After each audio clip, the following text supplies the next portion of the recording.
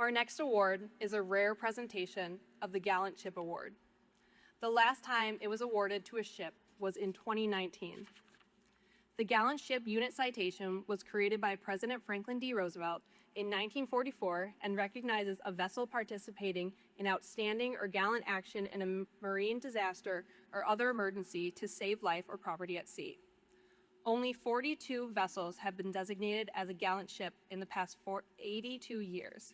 And today, we add a 43rd gallant ship and crew, MV Stena Immaculate. The citation reads, on the morning of March 10th, 2025, off the coast of Hull, United Kingdom, the container vessel MV Ceylon, traveling at 16 knots, collided with the anchored U.S. flag tanker, MV Stena Immaculate. The impact ruptured a cargo tank on Stena Immaculate, which contained 17,000 barrels of jet fuel, triggering a massive explosion that engulfed the deck and surrounding water in flames. Despite the sudden chaos, the Stena Immaculate crew responded with remarkable discipline and bravery. Alarms were raised without delay, crew members mustered, and firefighting teams engaged. Under the direction of the vessel's captain and senior officers, the crew used the vessel's fire monitors and boundary cooling system, and protective spray and foam were directed to contain the fire, preventing it from spreading to adjacent cargo tanks. These decisive actions averted loss of life, total loss of the vessel, and a catastrophic environmental disaster in the North Sea. As conditions deteriorated, the captain ordered the crew to abandon ship. Even in the face of intense heat and toxic smoke, the crew remained composed, ensuring that fire pumps and inert gas generators remained operational before evacuating. This foresight proved vital in limiting the fire's ultimate destruction. Despite the ever-present threat of additional explosions, all 23 mariners aboard evacuated safely and reached shore without serious injury.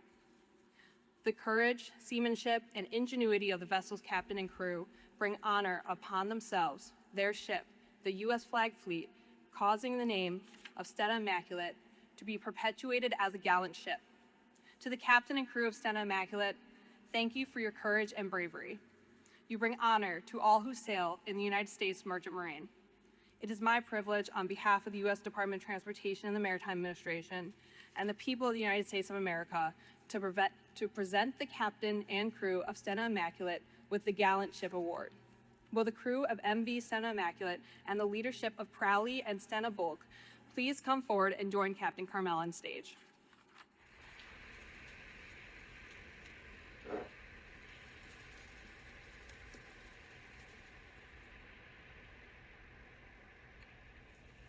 The plaque presented today symbolizes the proud history of the award.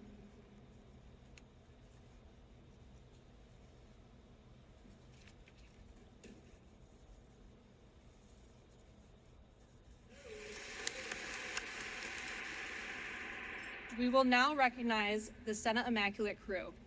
Captain Thomas Leaf, Chief Mate Thor Pearson, Second Mate Peter Scaris, Third Mate Eric Carlson, Third Mate Jeffrey Griffin, Bosun Jan Siri, Able Seaman Carlo Magno Surigo, Able Seaman Reginald Macon, Able Seaman Hamdani Nurdin, Able Seaman David Graham, Ordinary Seaman Benjamin Brown, Chief Engineer Demeter Maitev, First Assistant Engineer Charles Ellsworth, Second Assistant Engineer Spencer Hamilton, Second Assistant Engineer Frank Harris III, Third Assistant Engineer Stephen Fonte Jr., QMed Jeffrey Nicholson, QMed Florine Turkios, QMed Pumpman George Mardones, Wiper Kenyatta Mabin, Steward Michael Page, Cook Francis Solmerano,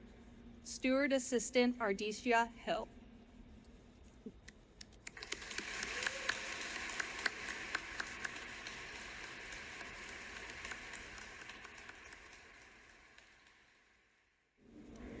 Secretary Duffy, General Reed, Administrator Carmel, and distinguished guests. On behalf of Crowley and the 23 brave men and women of the Stena Immaculate, I am honored to accept the Gallant Ship Award. And before anything else, before recognition, before ceremony, before applause, we honor the crew of the Stena Immaculate. The crew who on December 10th, 2025, in the cold and unforgiving waters of the North Sea, faced danger without hesitation and answered with courage. In a moment of uncertainty, they did not panic. In a moment of fear, they did not falter. They relied on one another, they trusted their training, and they carried forward a tradition as old as this nation itself, the tradition of American mariners who stand watch when no one else can. Now, those of us in this room understand something that the world too often forgets. Most Americans will never see the ships. They'll never meet the crews, but every single day they depend on them. They depend on the mariner bringing fuel to communities, carrying food, medicine, equipment, and commerce across oceans and along our coast, sustaining our economy in times of prosperity and our nation in times of crisis. And when the world becomes uncertain, when supply chains strain, when disaster strikes, when our military must move, when America calls, it's the American mariner who answers first. Not for recognition, not for glory, but because of their unwavering commitment to duty and country. That spirit was alive on the Stena Immaculate. It was there in the discipline of the crew, in their calm under pressure, in their willingness to place duty before self. And that spirit matters now more than ever for our country. It's about whether this nation will continue to have the skilled men and women capable of carrying America's commerce, protecting America's interests, and sustaining America's security here at home and around the world. That capability does not appear overnight. It cannot be improvised in moments of crisis. It must be built, it must be sustained, and yes, even in the midst of this Jones Act waiver, it must be defended.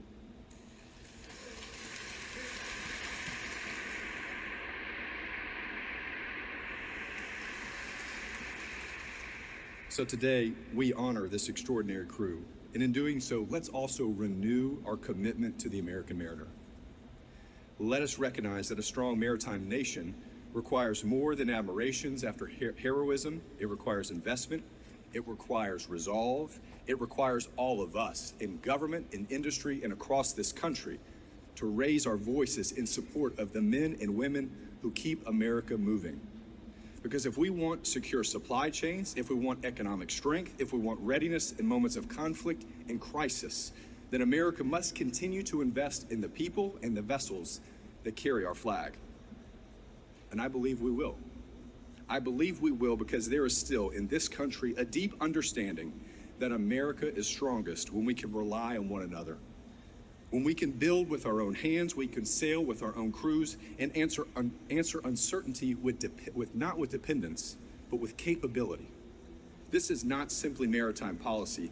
That is national strength, that is economic security, and yes, that's the Jones Act in U.S. maritime.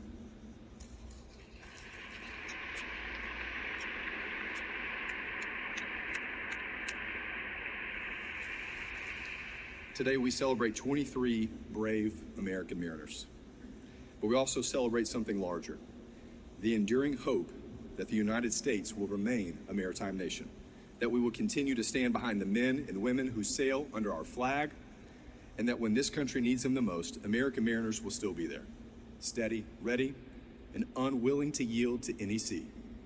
To the crew of the Stena Immaculate, your courage honored your ship, your actions honored your profession, and your example honored the United States of America. We're proud of you, we thank you, and today, this nation salutes you.